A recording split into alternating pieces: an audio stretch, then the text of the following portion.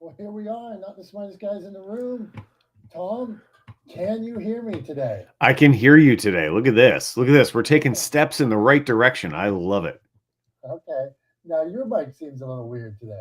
Let me see. My mic seems a little weird today. Maybe it's on your end.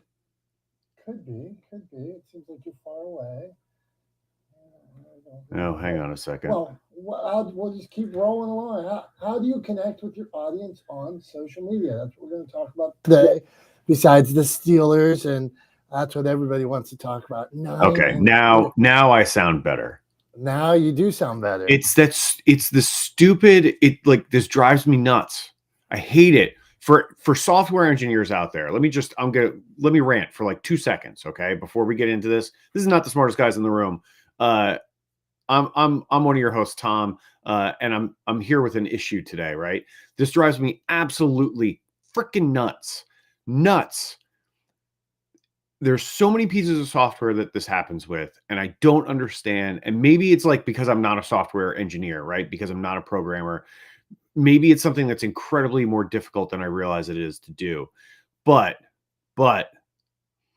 drives me nuts when a piece of software defaults to old settings every time you open it. Drives me absolutely crazy. Like, we get in here this morning, your mic sounds great, right? Like, everything seems to be fine. All the things that I control on my end are fine, right? But guess what?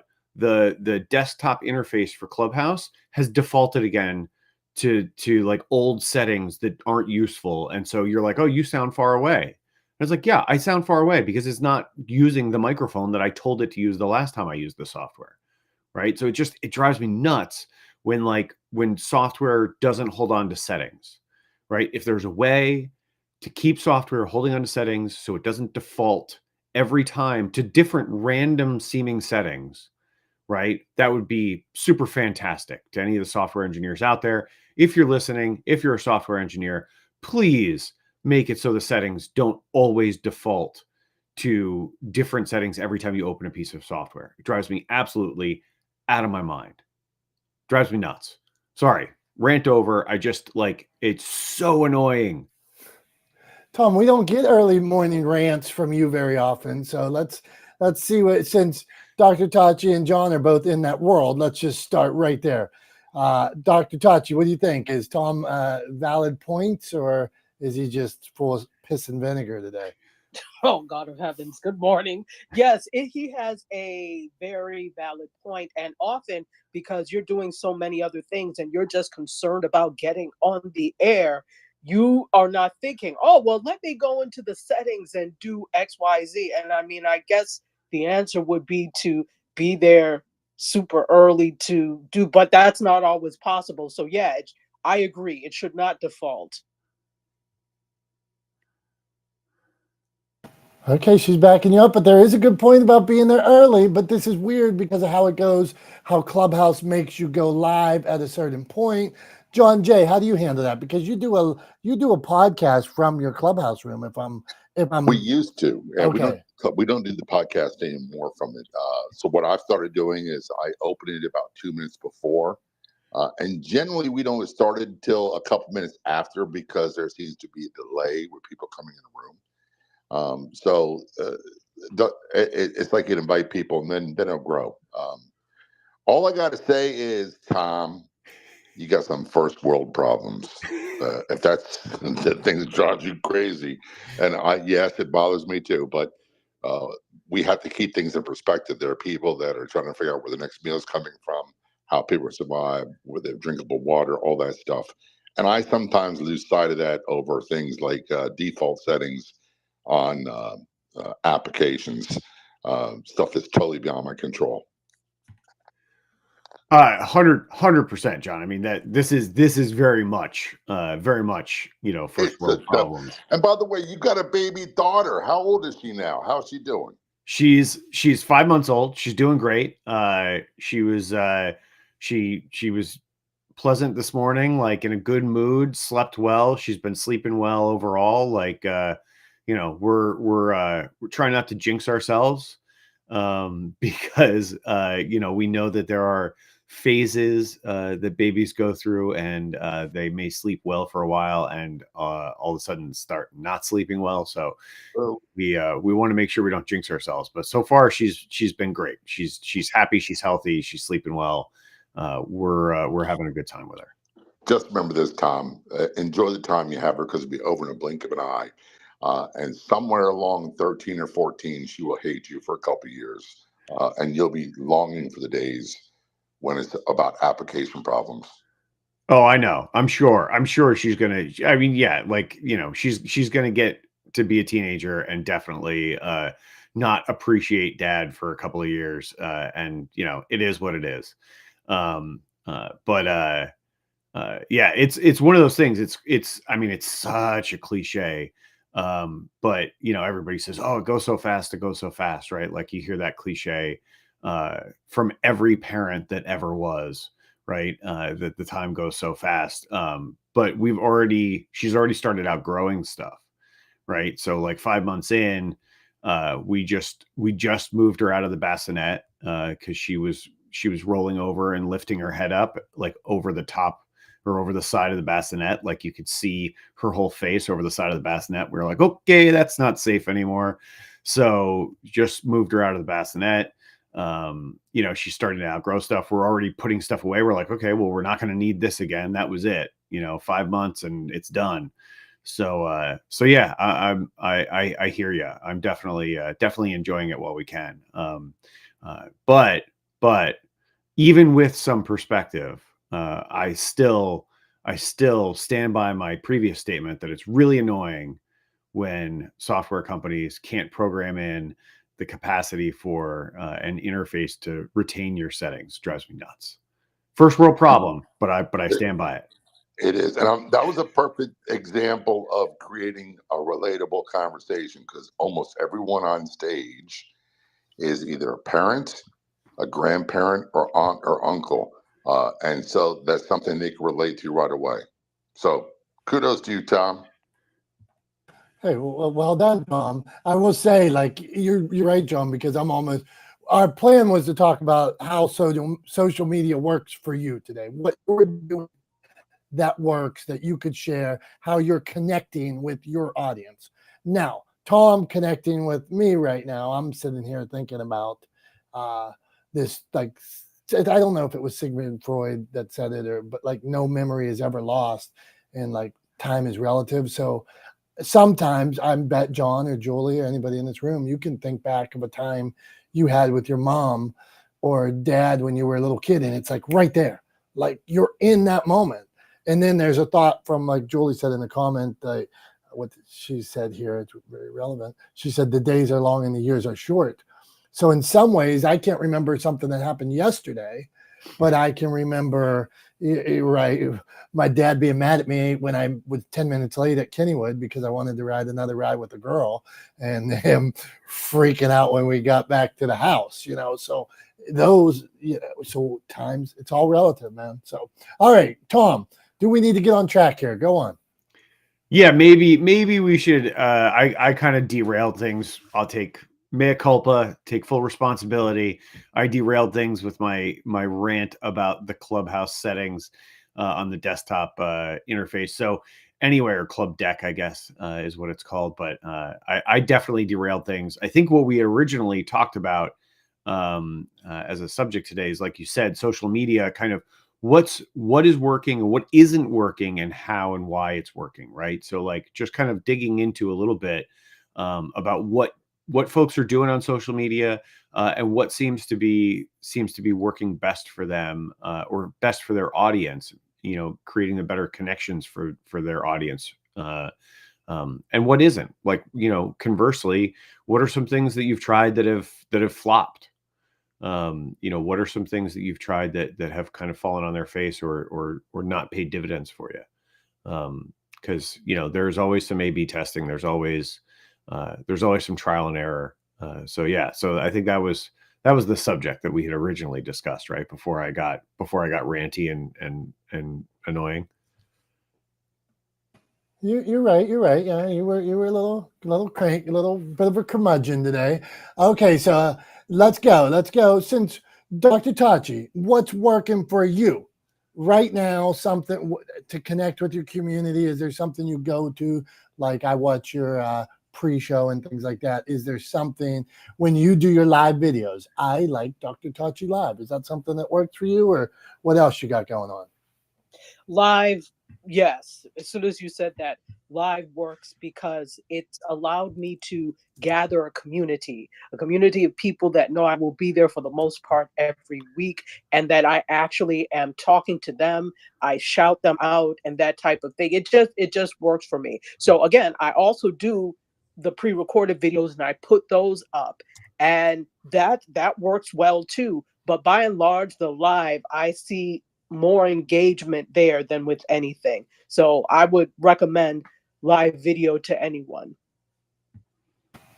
Dr. Tachi, and I will say anybody that's not watching, they should.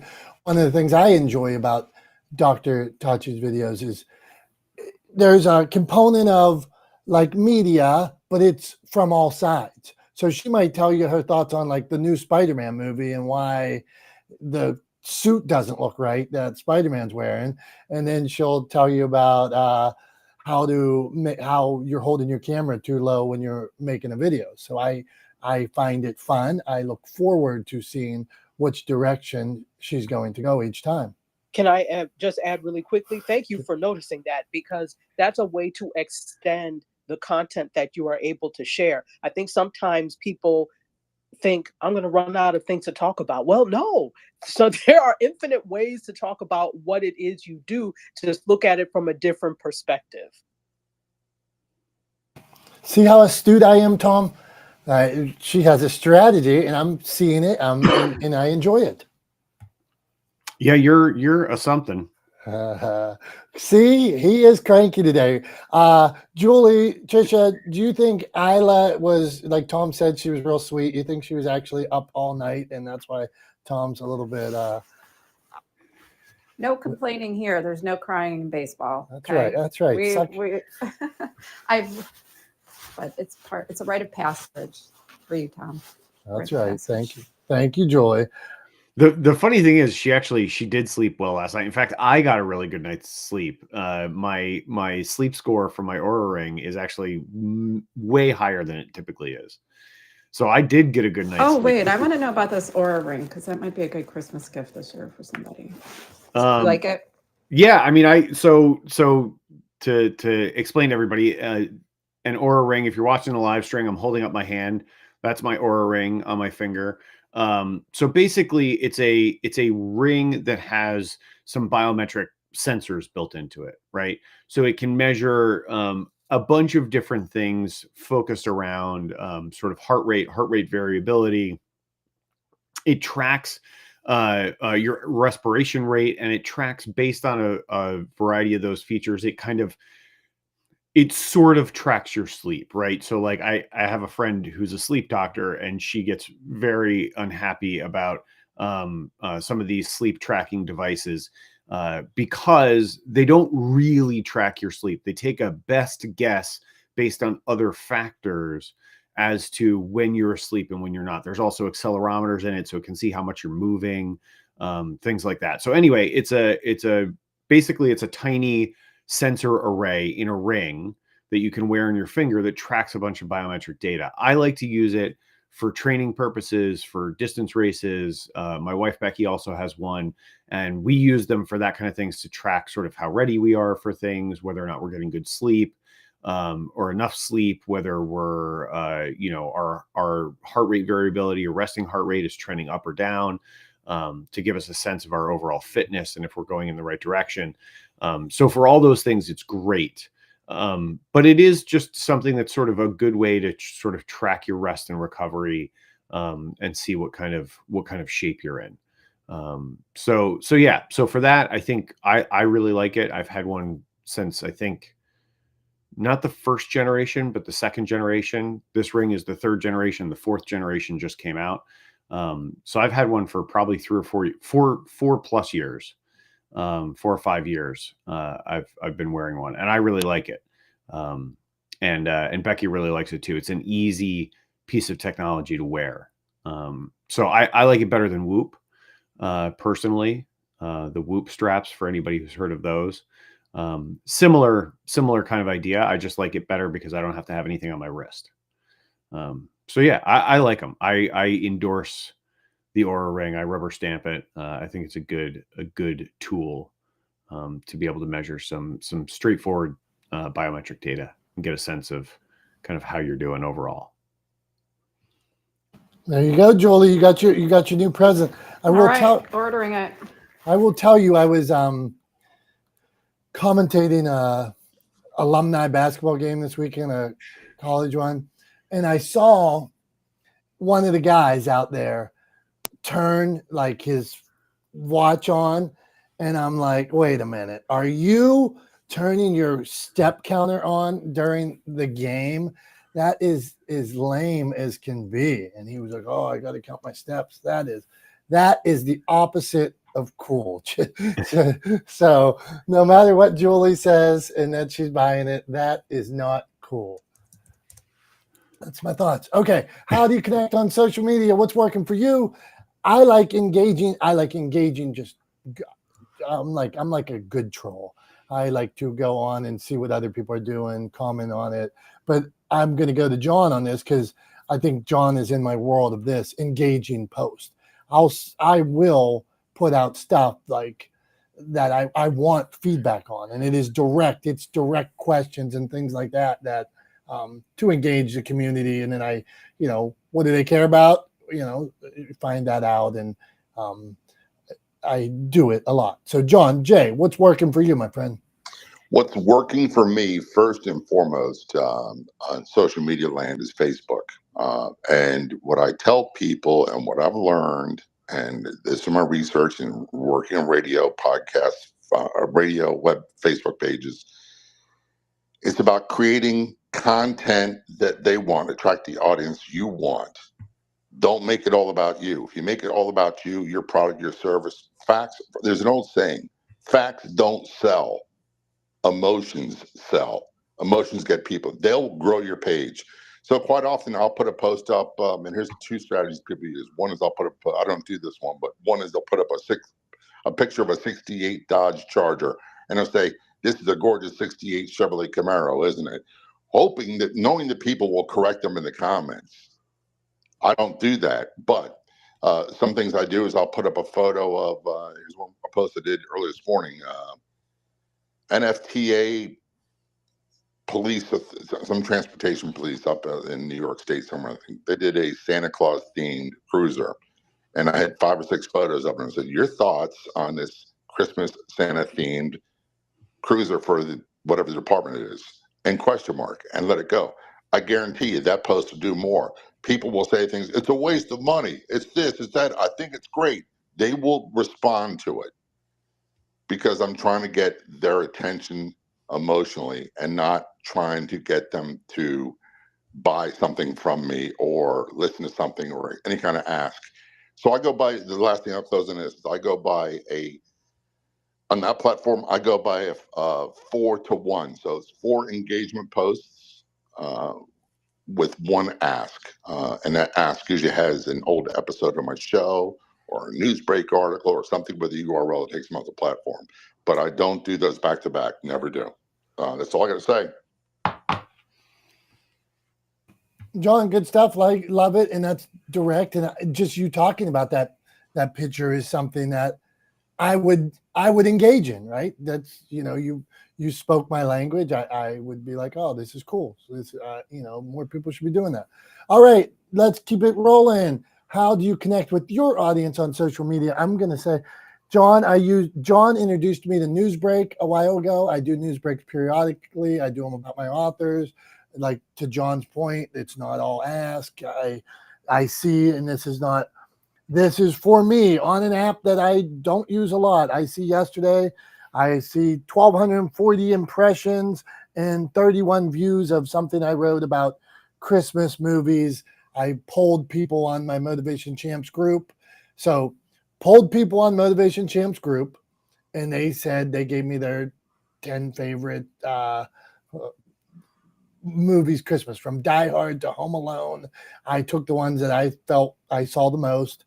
I copied and pasted it, went over to ChatGPT. I said, my Motivation Champs group says these are the best movies. What's the motivational moral of each one of those? Made a Newsbreak article, and I'll share it more places. But that quickly, content all over the place. And it was John who encouraged me to use Newsbreak, and I'll be able to share that kind of content. I was able to do my strategy on social media. The engagement came from the group on something they wanted to talk about. So Julie Loken, what is working for you? What's something you do that works for you consistently? I see you have top podcast, and what's working for you? Are we talking social media? Is that?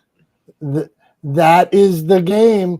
What do you got, Julie? And I can. Well, I don't got a great social media game. Is a podcast considered social media? So, I mean, is it a different form of social? Go on. I would say so.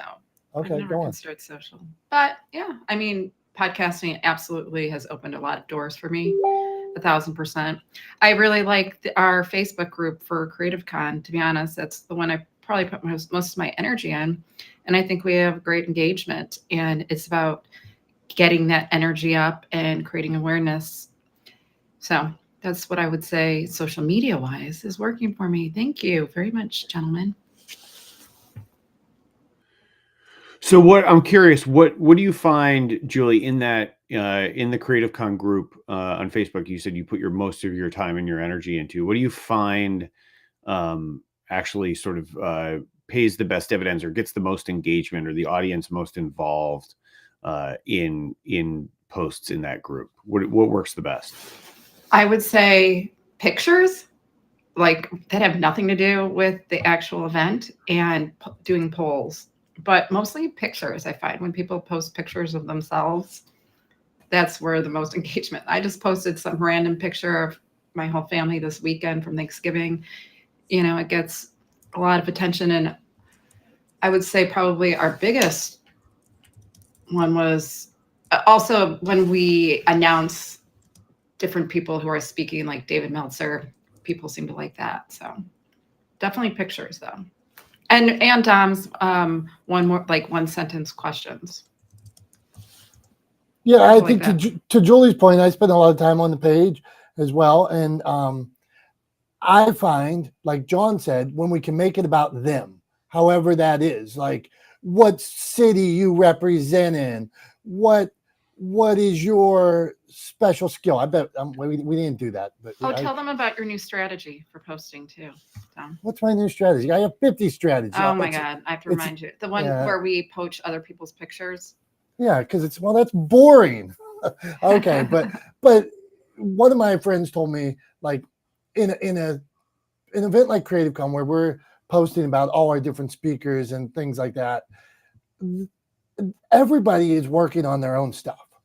So for me to ask somebody to post, hey, even though you're speaking at my event, come post about Creative Con, spend your time posting about something else. People aren't going to do it. But if you are able to take that and see that, hey, John J. Wiley, he has a nationally syndicated show. He kicks butt.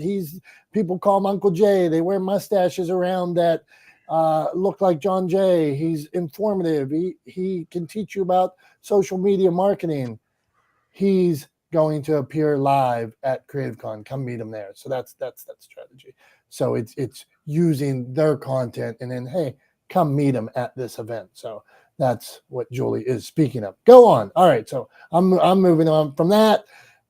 I got so many strategies. You want to give me strategies just like a couple weeks ago? Your strategy is probably not to have a strategy. Yeah, That's right. No, I always have strategy. A couple weeks ago, I was saying about there's the potato patch in in Pittsburgh. Potato Patch, the best French fries ever. Fresh cut potato patch. And one of our famous backup quarterbacks was Charlie Batch. I want potato batch. I got to get to this guy and tell him about this great idea. So nobody's buying in, but I convinced my daughter, and she has now come around on the idea. She likes potato batch as a French fry company. So coming to your mall soon, potato patch. Potato batch? What do you think, Tom? I think it sounds an awful like you're saying potato with a B. Yeah, potato batch. How about potato batch? That's what I'm Potato saying. batch. It sounds like you're Potato saying batch. potato Potato batch. batch. Potato B's. batch might be a better name. Okay, forget you. I don't like any of you. I like Trisha. So Trisha, what is working for you on social media? Hey, so it's funny that you mentioned about posting other people's pictures because I seem to find when I do remixes of other people's stuff and tell their stories about them, it seems to get a lot of engagement. So like their reels and things like that, when I find stories about, so I work with women that are trying to get their confidence up in social media. So when I show stories about women that are doing the thing, getting their stuff together on social media and I share it out, I seem to get a lot of engagement with that. So it's kind of like the other women that are trying to do it feel confident about it, like they can do it too. So I get a lot of engagement with that stuff on like IG. So that's me. There you go. It seems like similar to what I would think John's doing with the sharing, like the police, the troopers decorating a Christmas car. Okay, Tom, go on. I'm tongue tied. No, you're good. You're good. You got it. You got it. Okay. I believe in you. Serenity now. Thank you all for being here. We appreciate it. In a couple weeks, we're going to do lump of coal. That's one of my favorite things that get lump of coal. So Start thinking about your lumps now. What are your Yeah. what are your lumps of coal you want to hand out for the year? It'll be I'm actually really looking forward to it because on that day I can rant all I want and it's allowed. I can just be like, and I can just end every rant with, and so I'm giving them a lump of coal.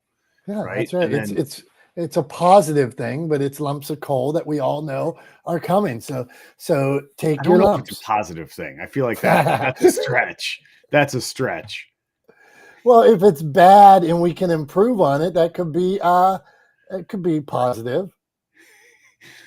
So we should think of it as a constructive criticism. There you go. It makes me someday when I sell Motivation Champs and I decide, okay, I've had enough, did enough good for the world. I go into negativity. We'll do negative champs, mean champs. That's next. So okay, Chris, what is working for you on social? I like to see pictures of Chris with their big smile. So what do you got, Chris? Or what's working for your clients? Go on.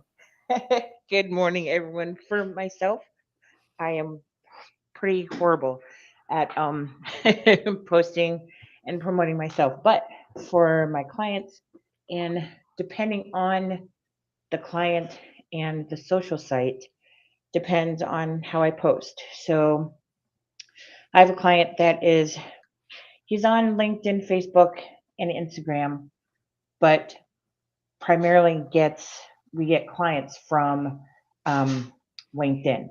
So I just have a strategy set up where I rotate posts Monday, Wednesday, Friday, Sunday, Tuesday, Thursday, Saturday type rotation.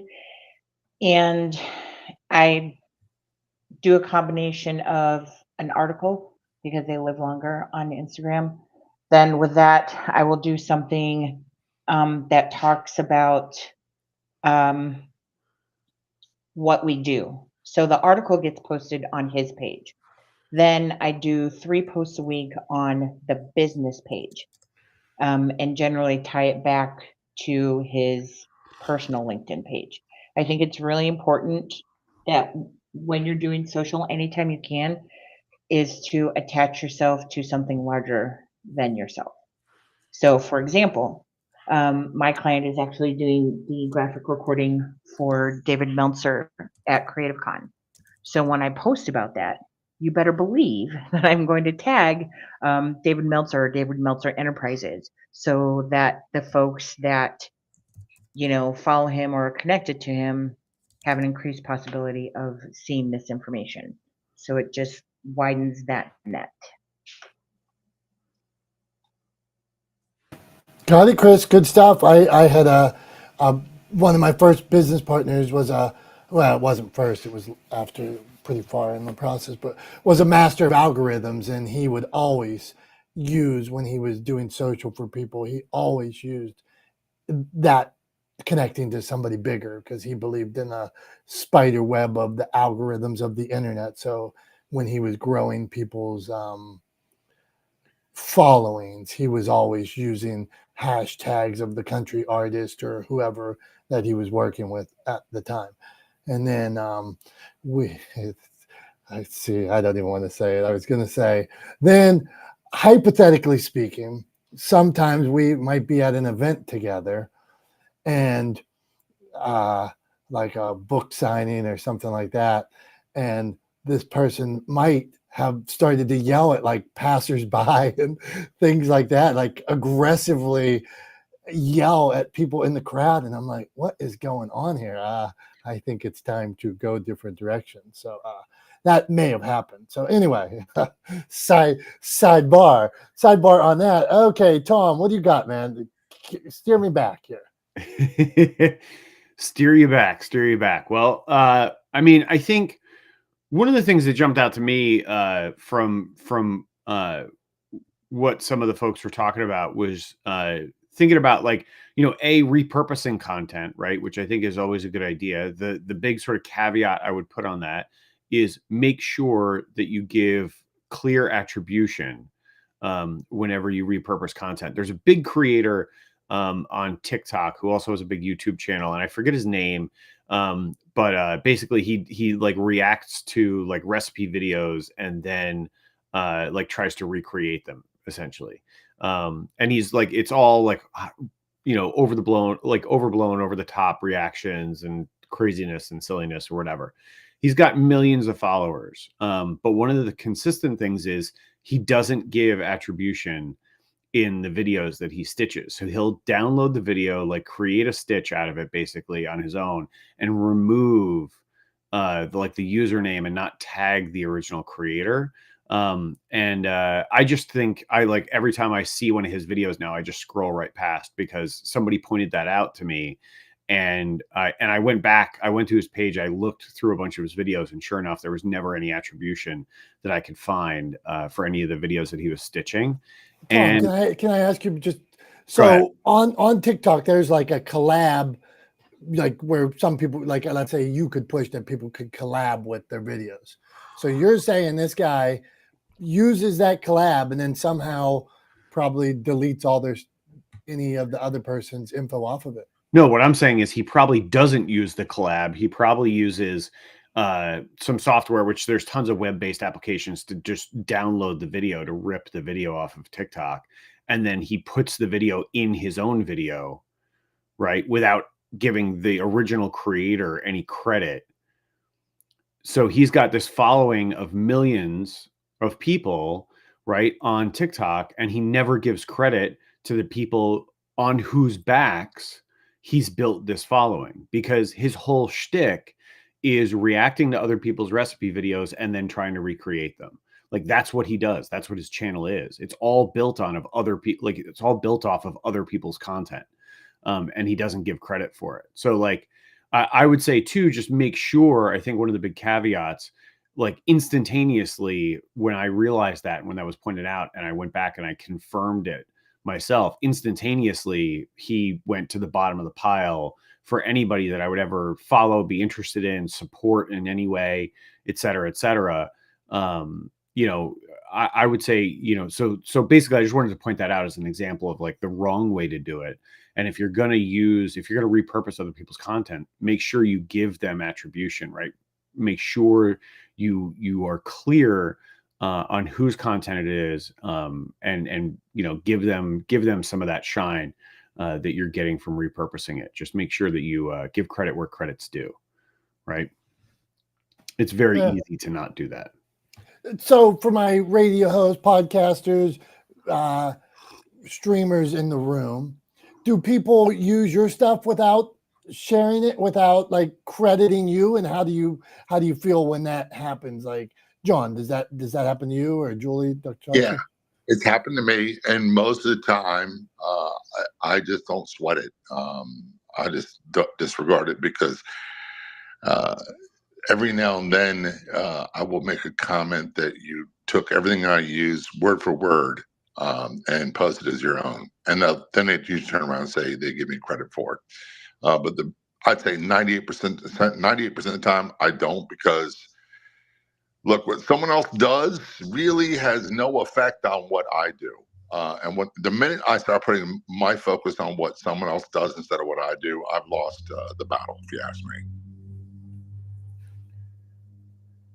Yeah, I mean, I agree with that too, John. And I think, to be clear, like, I don't think it's a winning battle to fight, to go after people that are taking your content or reusing your content without attributing it.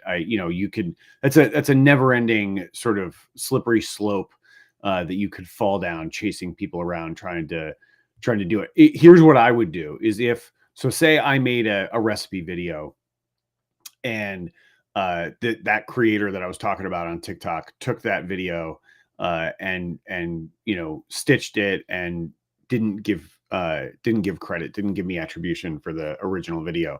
I would reshare it myself, right? And I would tag him in it, and I would say, hey, so cool that so and so took my video and made a TikTok about it, or stitched it, right? And reshare it with them tagged in it, right? Like, that's probably all I would do if it came to my attention. I wouldn't go after them and wagging my finger and yelling at them, but I would just try to turn it back and use their audience to gain some additional followers. Because if they're going to steal my content, I might as well repurpose it for myself and use it to gain some more following. So that's what I would do, right? I would just say, hey, isn't this cool? Like, my video was good enough that so and so decided to stitch it and do their own video off of it. That's it. So don't go chasing people down. It's a slippery slope, one you're probably not going to find success at the bottom of. So yeah, don't go chasing people around for attribution. Like John said, you can't control what other people do, right? You can only control what you do. So just make sure you're using your time wisely and move on. I would say take it as some flattery, see if you can turn it back and use it to gain some more followers for yourself, or some more attention for yourself. And if not, just keep moving forward and know, if somebody's ripping you off, you're on the right track. You're doing something right. There you go, Tom. Tom, I almost want to hand out I sent Tom a message. This is reminding me of, we have somebody that, like, a famous person that connected with one of our authors and was trying to do stuff with our authors. And then they basically stole the book and wrote the same exact book with almost the same title.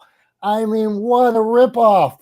They were contacting our guy, trying to get them to do events with them. And then a lump of coal for that guy. All right, let's go on. If somebody's copying that, what was it, Tom? If somebody's copying, what did you say? I said, if somebody's ripping you off, if somebody's copying you, then you're probably doing something right. Okay, right. So serenity. Like, take it as a sign that you're doing something right. You're making something good, creating something good. Yeah. I would say, use it that way. Look at it that way. Right. Serenity Okay. Now. Yeah. Okay. Do a couple ohms. Some deep breathing, Wim Hof. I don't know, something like that. Wim Hof breathing. I don't know if you're in an ice bath. Maybe. No. We might have on Creative Con. There's supposed to be. We might have people going in ice baths this year, jumping in, like, instead of walking across coals, put your goals out to the world and hop in the cold plunge. So like I jumped in a river a couple of years ago on January 1st. It was, well, I'll tell you, sidebar. So come to Creative Con, put your fears aside, cast them out to the world, and jump in the ice bath. But I jumped in a couple of years ago. I'll tell you the problem with this. I jumped in a river on like early in January or something like that, in Dirty River in Pennsylvania. Brown. I won't say it's dirty, but we got some brown rivers. Anyway, jump in this river, freezing cold river. It's got ice on the edges of it. But the warming tent was like 5 football fields away. So after you jump in the river to go get warm, you got to like run through the streets of the town for like half a mile. Come to Creative Con, we'll just put a towel right around you right after you jump in the tank. So you don't got to go half a mile. That's how simple it is. All right. So that's my plug of the day for jumping in ice cold baths instead of rivers this year. All right, Tom, what say you on that? I mean, do you really want me to start talking about cold plunges? No, I don't. Unless you've ever done one, you can find my bikes and hikes. We're on bikes and hikes hiatus right now. We haven't filmed for a while. My buddy hurt his back. I'm recovering from my 6 hernias, so we have not had a show bikes and hikes for a while. They're watching reruns. I mean, look, from a health perspective, my opinion of cold plunging, right, is that it's about on par with like it's the 1980s juice fad of today, right? It's like, oh, juice is the best thing. Juice is amazing. Everybody's getting juicers. We should all get juicers. We should all be drinking juice. We should drink, celery juice and wheatgrass juice and carrot juice all the time and blah, blah, blah, blah, blah. Everybody's buying a juicer. Get a juicer from your home, right, for your home in the 1980s. And then come to find out that really actually juicing is not any sort of miracle cure. It's not incredibly great for you. It was just a way to sell juicers. And cold plunging is basically the same. There's no real good science showing that it provides dramatic benefits. Sometimes people feel better after doing it. Okay, right? Like that's fine. If it makes you feel good, sort of, not generally speaking, no harm as long as you don't do it too long. You can actually put your body under tremendous stress if you do it wrong, and it can increase cortisol production, and it's a whole thing. And I'm not a physiologist, so I'm not gonna pretend to be, but yeah, it's a fad. Hey, well, we're not putting you in a tank for a year. You're not buying a tank. You're stepping out of your comfort zone, man. So, hey, all right, let's go on here. How do you connect with your audience on social media? Well, Tom, we're going to push Tom in the river. Well, hold on. I was going to say, Julie said nothing wrong with fads in the comments. Yeah. And my response to that is, yeah, maybe nothing wrong with fads, but also nothing good about them either. Hey, come on, Julie. What do you got? Oh, she's giving you a mic that's quiet. Okay, fair enough. But I got the silent treatment. Silent mic that came off and gave you that's a silent and on. Okay. Let's see here. How do you connect with your audience on social media? I wanted to say early in this room, back in the comments, I had to mute this guy and kick him out. This guy came right out hot early in the room today. I don't know if you saw this. And he said, can you send me $200? And there was like there was something, but I was just like, what a moron. Like, yeah, I didn't see that. There was some other person who jumped in out of nowhere and just immediately went into the comments and started posting about like becoming vegan.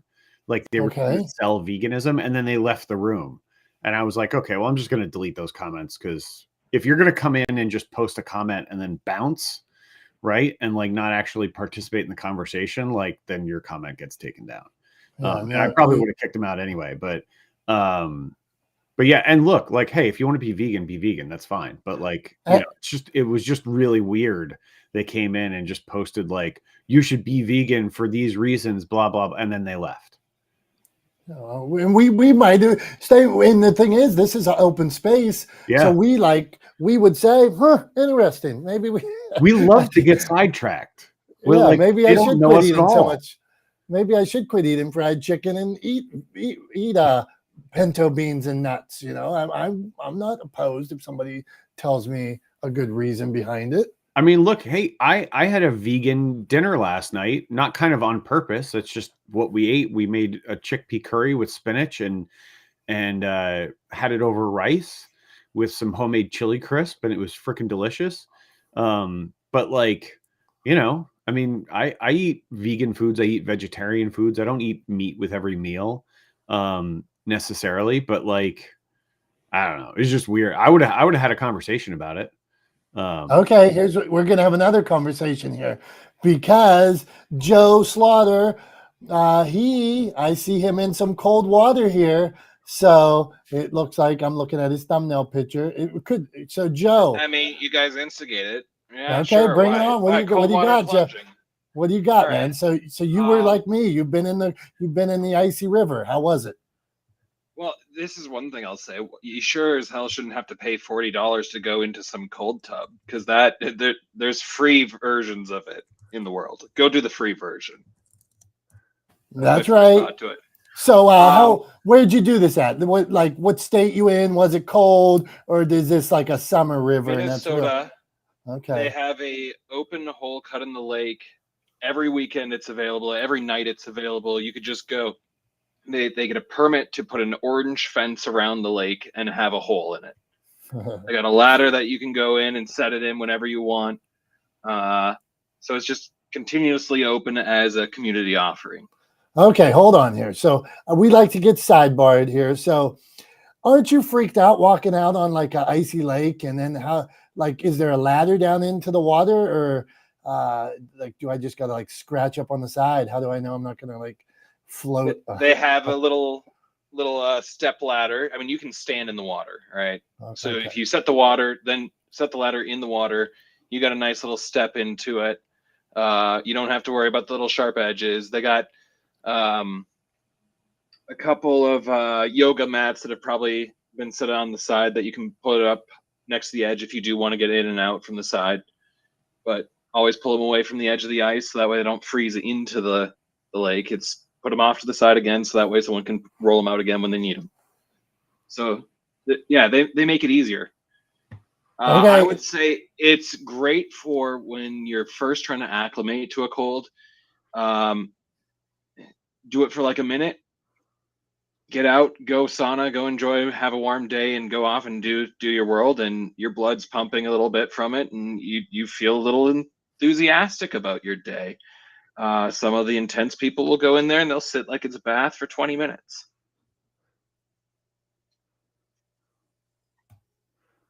Yeah, no, I'm with you, Joe. As I said, I think it can provide it can be fun. So like, look, if you know, jumping into in a safe way, obviously, if jumping into a frozen lake in a safe way is fun, then like by all means, go do it. Like, and I'm not opposed to like I would go do that if there was a fundraiser or something, and it was like, hey, let's do a polar plunge, like for a fun. Absolutely, 100%, I would be there. I would do it, no question.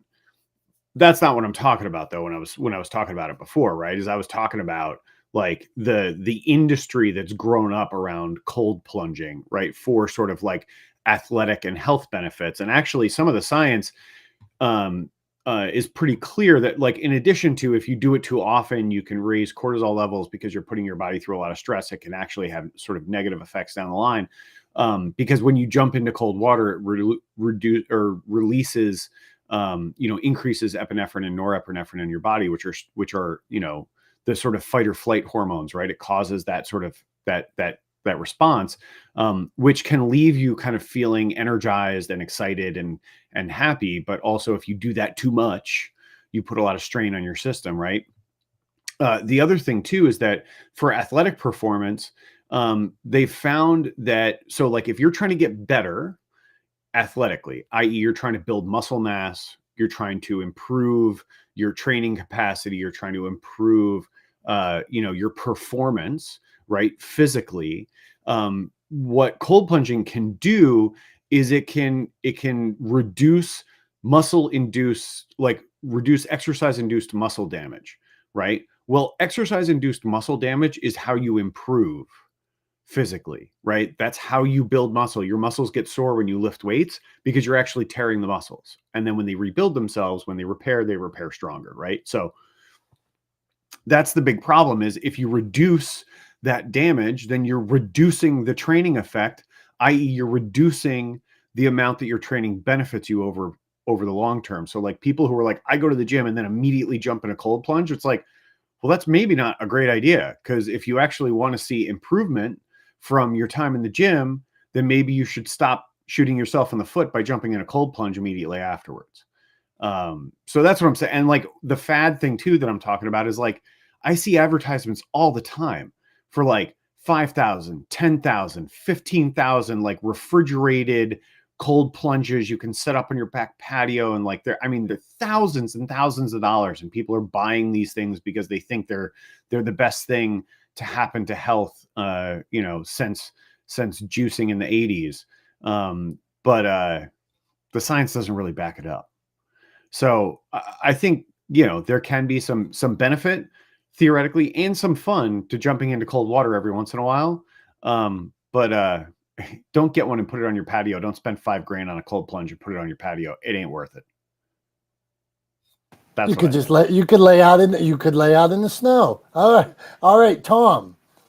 Okay, I was frozen for a minute. Now I don't think I'm frozen. So if I'm not frozen, I think it should be time for show and tell. I think yes, it is time for show and tell. And you were frozen.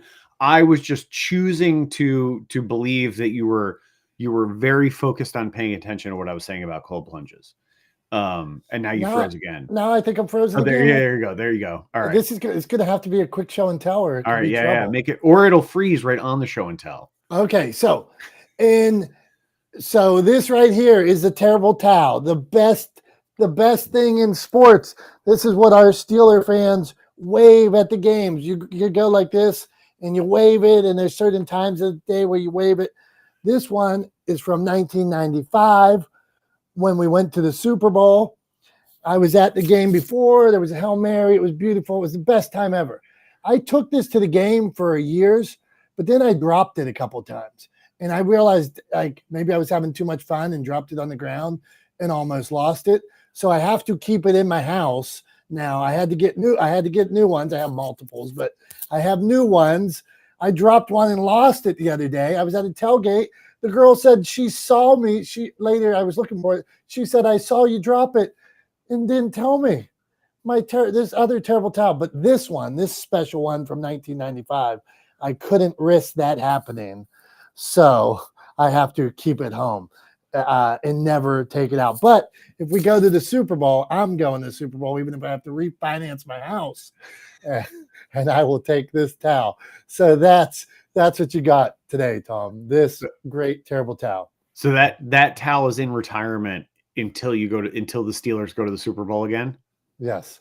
Gotcha. Nice. Understood. Okay. Nice. Okay. I like it. I'm curious, where did the idea of the terrible towel originate? Like, how did it start? One of our commentators, Myron Cope, that he probably was the real Yinzer, the truest Yinzer, spoke in a different dialect and got super excited. He had this idea to bring your towels and then bring the yellow towels. Then he made a towel. It actually says Myron Cope's official terrible towel. He had an autistic daughter, and he used the funds to help support autism awareness and things like that. And it still goes to that today. So sometimes people will try to duplicate the towel, but there is only one true terrible towel. And all these other teams that try to copy them, they stink. And that's the origins of the terrible towel in the 70s when they were winning championships like crazy. And is it terrible just because terrible towel is an alliteration? Interesting. Well, they were the steel curtain. They were tough. So that I don't know. That's interesting. Yeah, because I want to know why it's a terrible towel. I think it's the term that he used as a term of endearment to describe their defense. The Steelers back in the 70s, they were terrible in a good way. They were fearsome. That's what I'm thinking. Instead of terrific, And then or something people like that. would use they throw the towel around when field goal kickers, the opposite team, were kicking field goals to serve as a distraction. So the goal was to interrupt their concentration and make them miss. I like it. I like it. I like that. Thanks for the additional info there, John. Yeah, no, I like that. So terrible in a as a positive. In a mean, tough way. Like It's Mean Joe Green. And yeah, he was not a mean guy, but that was his name. And he had a reputation for being a terrible person in a very good way. And just along the Mean Joe Green bit, he was not a mean guy. Still is not. Good point. Terrible on the football field. Terrible on the There you go. gridiron, Yeah, right? there you go. I like it. I like it. Okay, then we got Eric G. Eric jumped up, but then at one point in the fourth quarter, at some point, we play a special song in 60-some thousand, wave them all at the same time in unison. It's one of the greatest things in sports. It is community. It's community at its best, which we were talking about here today. So, Eric, what do you got for us? What do you want to add? I'm just going to add that it's a simple knockoff from the Homer Hanky. I mean, come on. The Homer Hanky was first. Minnesota Twins pennant race. Oh my goodness. How dare you? How dare you trying to rain on my championship parade? All right, on that note, Tom, it is time for you to bring it all together. You ready for that kind of pressure? You ready to do a terrible wrap up in honor of the terrible towel? It may not be terrible. It may not be terrible in the best possible sense of the word, but yeah, why not? Let's try to put a bow on this pig. So anyway, we talked about a lot of things today. I've ranted a little bit and complained both about my concerns with software engineers and the retention of settings in different programs that I use. From that to the debating the positive or negative effects of fads, including cold plunges, to actually talking about what we set out to talk about today, which was how you engage your audience on social media. And I think to end on that, to put my 2 cents in, I think the best thing you can do to build community, maybe one that eventually someday will be waving terrible towels around, like the community around the Steelers. To build community, I think the best thing you can do is to provide value to your audience. And instead of going up to them with your handout, asking first, give them value first, and then invite them to return that value to you. John was talking about this earlier with his sort of 4-to-1, I think was the sort of ratio that he tends to use, where he provides 4 pieces of content for the audience before providing one that is sort of an invitation, right? It's an invitation. Hey, if you liked all of those things, here's something else you might like too. And it's an invitation to go read a news article that John's written or go listen to an old episode of his show. So again, it's an invitation, not an ask. And I think there's an important distinction to be made there. So I think, for what it's worth, my 2 cents, if you want to engage your audience, you want to build community over time, I think that you ought to make sure that you are giving more than you're asking for, that you give first, you provide value to your audience, and that when the time comes, you simply invite them to return that value to you. And over time, you will see that they will show up for you. And eventually you may end up with a metaphorical stadium full of fans waving terrible towels around for you. So that's all I got for this week. Thanks to everybody for being here. Really appreciate you guys. Appreciate you guys being a part of this with us every week here on Not the Smartest Guys in the Room.